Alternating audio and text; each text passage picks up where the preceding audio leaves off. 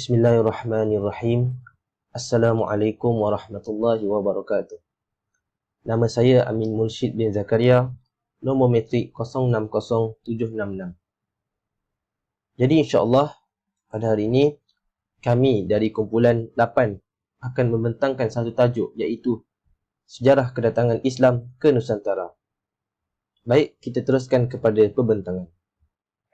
Assalamualaikum warahmatullahi ta'ala wabarakatuh. Nama saya Muhammad Ismat Afiq bin Edwin. Pada video ini saya akan membentangkan mengenai kemasukan Islam ke Nusantara.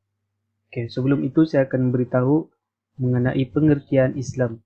Dari segi bahasa, Islam berasal dari perkataan Arab yang berarti menyerah, mematuhi dan menerima ikatan. Ianya berasal dari perkataan kata dasar aslama yang membawa arti penyerahan secara total kepada Allah Subhanahu wa taala. Islam sebagaimana yang dijelaskan oleh Allah Subhanahu wa taala dalam kitab Al-Qur'an.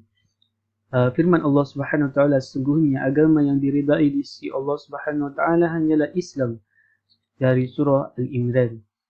Jadi Islam ini adalah merupakan satu-satunya cara hidup yang paling benar, sikap pikiran dan tingkah laku yang lurus, tepat, dan satu ideologi penghidupan yang mencakup keseluruhan hidup umat manusia. Terdapat 3 teori kemasukan Islam ke alam Melayu, yaitu melalui tanah Arab, melalui Cina, dan melalui India. Jadi wujud kontroversi di kalangan para pengkaji sejarah dan para sarjana mengenai bila tarikh sebenar kedatangan Islam ke alam Melayu malah masih menjadi perbahasan di kalangan mereka mengenai tempat bertapaknya Islam dan dari mana agama Islam itu dibawa. Sejarah kedatangan Islam ke alam Melayu. Ahli sejarah barat berpendapat bahwa kedatangan Islam ke Nusantara berlaku dalam kurun ke-13 dengan penemuan seperti batu nisan, catatan, dan laporan sebagai bukti kedatangan Islam ke Nusantara. Pada satu penelitian, satu rombongan diplomatik Melayu telah mengunjungi Istana Yuan di Mongol melalui sejarah Cina pada zaman dinasti Yuan 1281 Masehi.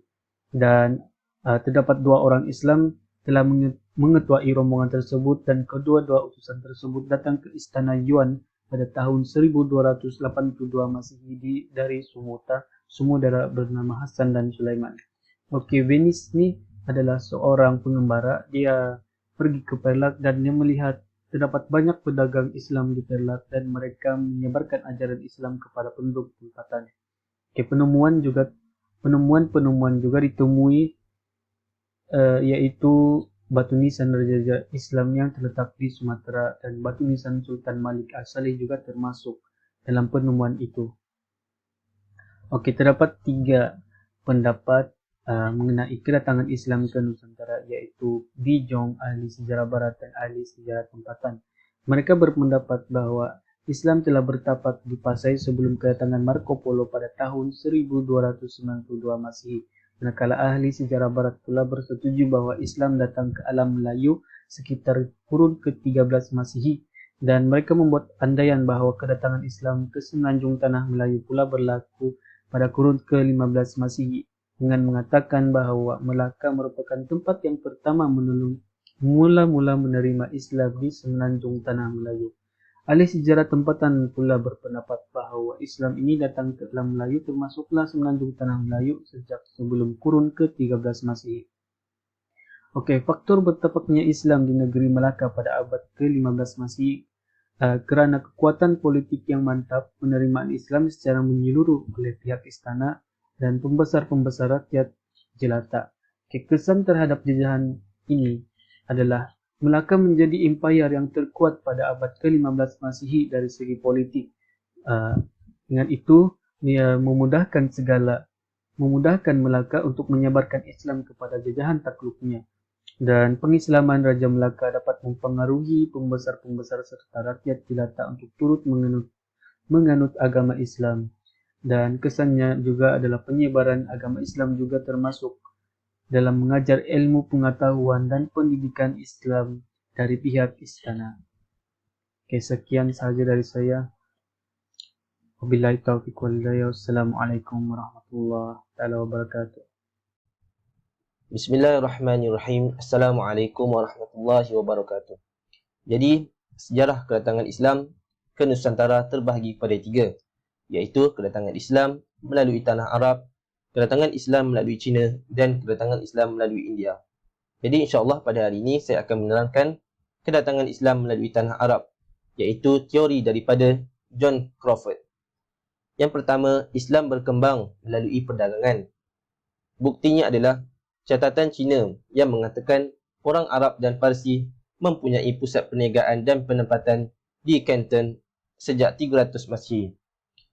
Pedagang-pedagang Arab ini singgah di pelabuhan-pelabuhan utama Asia Tenggara, terutamanya Melaka, kerana Melaka adalah tempat yang strategik dan menjadi tempat menunggu perubahan angin monsun untuk ke China. Dan mereka menetap sementara dan membina perkampungan yang juga menjadi tempat mengumpul dan membeli barangan dari China dan India. Cara hidup Islam pedagang-pedagang Arab menarik minat pedagang tempatan untuk mendalami Islam.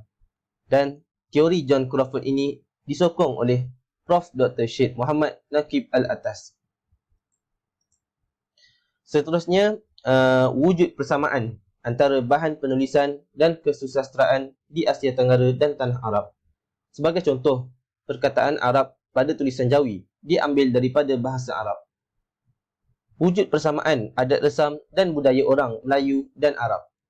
Amalan hormat menghormati sesama tamu dan muzik Melayu sebagai contoh, dabus dan tarian zapin. Kebanyakan karya tempatan menceritakan tentang pengislaman raja di Asia Tenggara yang dilakukan oleh Syekh Arab. Sebagai contoh bukti kedatangan Islam terus dari Arab yang telah dihujahkan oleh Profesor Dr. Syed Muhammad Naqib Al-Atas pada tahun 1972, iaitu yang pertama, pengaruh daripada sudut tulisan Jawi yang berasal daripada Arab.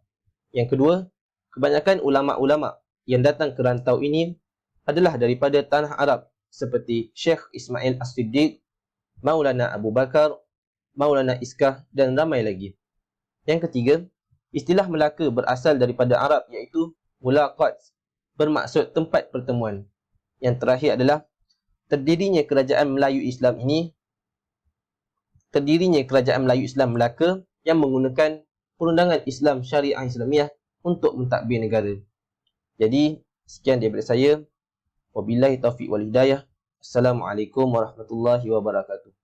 Kita sambung kepada pembentangan seterusnya. Terima kasih.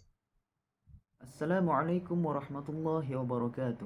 Nama Irfan Izzuddin bin Ibrahim, nombor matriks 060728. Baiklah, saya akan bentangkan mengenai teori kedatangan Islam melalui India.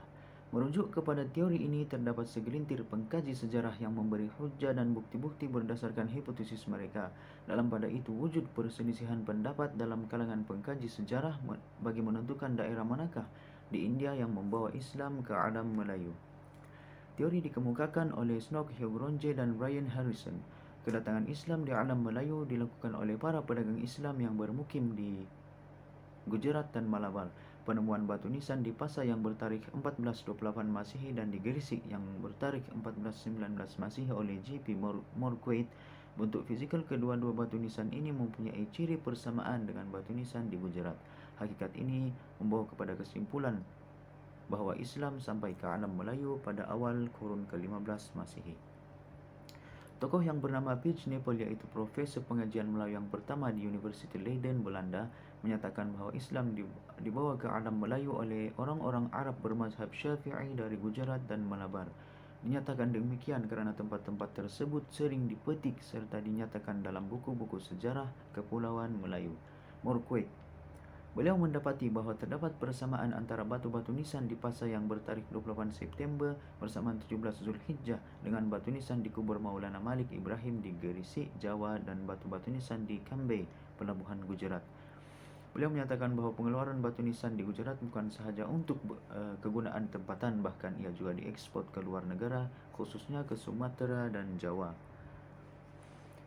Seterusnya, T.W. Arnold menyatakan bahawa Islam dibawa ke alam Melayu dari Coromandel dan Malabar. Terdapat persamaan mazhab antara kedua-dua tempat tersebut. Ini disokong oleh Ibnu Battuta dan Brian Harrison. Brian Harrison menyatakan dahulunya India menyebarkan pengaruh kebudayaan dan agama, iaitu agama Hindu dan Buddha. Setelah Islam diperkenalkan, sekali lagi India melakukan gerakan penyebaran, tapi kali ini menyebarkan agama Islam. Seterusnya, Ibnu Battuta, beliau pernah singgah sebanyak 2 kali di Sumatera dalam perjalanan pergi balik ke China pada tahun 1345 hingga 1346 Masehi. Raja Sumatera pada ketika itu telah memeluk Islam dan merupakan pengikut kepada mazhab Syafi'i.